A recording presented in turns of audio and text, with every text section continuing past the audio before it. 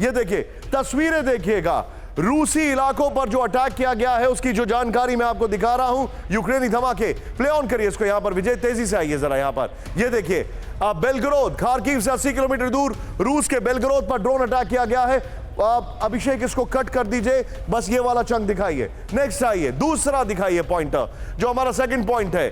27 मई ग्रेवोरेन Mariupol, वहां पर attack किया गया। लोकेशन यहां पर है नीचे की तरफ मरियोपोल, बेलगरोद आपको दिखा रहे हैं ग्राफिक्स में, लेकिन यहां पर मरियोपोल है। नेक्स्ट दिखाइए, चेंज करिए इसको यहां पर। फिर अगली बात, रोस्तोव, क्रास्नोदार, बर्दियांस्क पर हमला किया गया 25 मई। 3 इलाकों पर हमला किया गया, यह हमने आपको दिखाया। 22 मई क्रोजिंग का ग्रोवरोन, फिर से वहां पर हमला किया गया। यह आपको दिखाने के लिए पर्याप्त है कि किस तरीके से। प्लीज स्टिकर में ब्रेकिंग ऑन रखिएगा। फिर यह देखिए ब्रियांस्क, 15 मई को वहां पर अटैक किया गया। यह एक और इंफॉर्मेशन मैं आपको दिखा रहा हूं, यह बताने के लिए पर्याप्त है कि किस तरीके से रशिया पर अटैक किए जा रहे हैं। लेकिन इस सब के बीच में एक और बड़ी खबर, ब्रिटेन के स्टॉर्म शैडो मिसाइल से यूक्रेन ने किया जबरदस्त अटैक। ब्रेक करिए। रूस के कई शहरों में यूक्रेन ने स्टॉर्म शैडो मिसाइल से किए हमले। यूक्रेन ने स्टॉर्म शैडो के लिए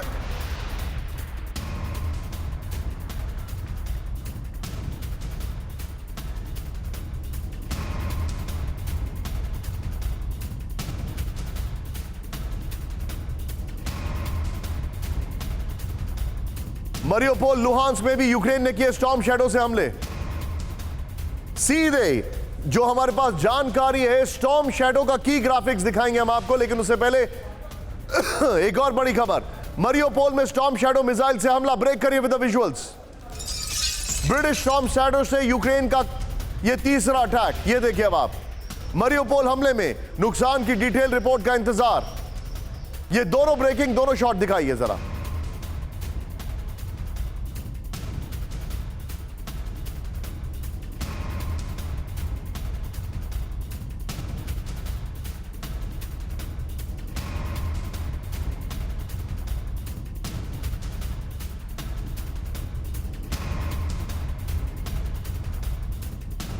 स्टॉर्म शैडो मिसाइल से जो हमला किया गया है, विजय मैं चाहूंगा ये स्टॉर्म शैडो मिसाइल की जो ब्रेकिंग है, खाली स्टॉर्म शैडो मिसाइल की, उसको on my right play on करिए with the wall. On my right breaking and shots यहां पर कि स्टॉर्म शैडो मिसाइल से जो हमले कर रहे हैं। ये देखिए आप, 27 मई मरियोपोल में रूसी इलाकों पर हमला किया गया स्टॉर्म शैडो मिसाइल से। 25 मई ज़ेपोरिजिया के बर्दियांस्क में रूसी हथियार डिपो उड़ाया गया स्टॉर्म शैडो मिसाइल से। फिर 13 मई लुहांस्क के इंडस्ट्रियल साइट पर हमला किया गया स्टॉर्म शैडो मिसाइल से।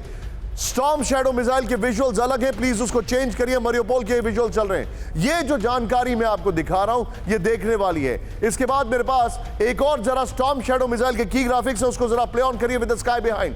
ये बड़ी खबर है, स्टॉर्म शैडो मिसाइल से रूस पर हमले, जो मैं आपको बता रहा हूं। अब जो डिटेलिंग आ रही है, स्टॉर्म शैडो मिसाइल है क्या, यह समझने की जरूरत है। इसको देखिए अब आप, प्लीज स्टिकर को ऑफ करिए। मैन्युफैक्चरिंग कंपनी जो है माट्रा है, ब्रिटिश एरोस्पेस की। रेंज करीब 350 मील है, लंबाई इसकी 17 फीट है। आप प्लीज जरा म्यूजिक को डाउन करिए यहां पर। वॉरहेड 990 पाउंड तक, वजन है 2900 पाउंड। कैटेगरी है लॉन्ग रेंज। लॉन्ग रेंज ये मिसाइल है जो बताया जा रहा है। यूक्रेन में ऑपरेशन 11 मई, फिर 24, फिर इसका Su-24 से इस्तेमाल किया जा रहा है। यह है स्टॉर्म शैडो की ताकत जो हम देख रहे हैं। लेकिन इस सब के बीच में एक और बड़ी खबर है। उसके बाद ये तीनों ब्रेकिंग, तीनों शॉट्स के साथ मैं प्रोफेसर राजन के पास जाऊंगा। सीधे आइए, यूक्रेन ने जर्मनी से मांगे long range missile with the visuals. Play करिए। जर्मनी से यूक्रेन ने मांगे टॉरस क्रूज मिसाइलें। विजुअल्स दिखाइए, ये देखिए अब आप। 4060 प्लीज। जर्मन की डिफेंस मिनिस्ट्री ने खबर की पुष्टि की। ज़ेलेंस्की ने जर्मनी के दौरे पर चांसलर शोल्ज से मांगे हैं ये मिसाइल। ये है taurus long range cruise missile. ये है वो मिसाइल जिसको आप देख रहे हैं। ये तीनों खबरें, no need of Zelensky and Scholz के शॉट्स, सिर्फ मिसाइल के शॉट्स हम दिखाएंगे यहां पर। सीधे मैं जाऊंगा, ये तीनों ब्रेकिंग, तीनों शॉट लीजिए। सीधे मैं चलूंगा प्रोफेसर राजन के पास। राजन सर, आप रशिया का सब्जेक्ट पढ़ाते हैं, क्या आपको लगता है कि Russia will take it so easily? कहीं से स्टॉर्म शैडो निकल रहा है, कहीं से हाइमार्स निकल रहा है, कहीं से नैसाम्स आ रहे हैं, पेट्रियट आ रहे हैं। Will they take it easy? और आप इस युद्ध को अब बड़ा दायरे में फैलता हुआ देख रहे हैं। देखिए निशांत, अभी जो यूक्रेन की स्ट्रेटजी है वो दो तरह की स्ट्रेटजी लग रही है।